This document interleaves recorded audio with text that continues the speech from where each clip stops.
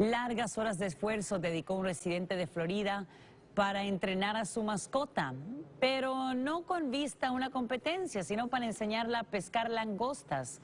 Se trata de una perra labrador nombrada Lila, que es capaz de lanzarse al mar desde la cubierta de un bote, sumergirse hasta el fondo, atrapar crustáceos con el hocico y regresar nadando a la superficie, donde su entrenador la premia con un aplauso.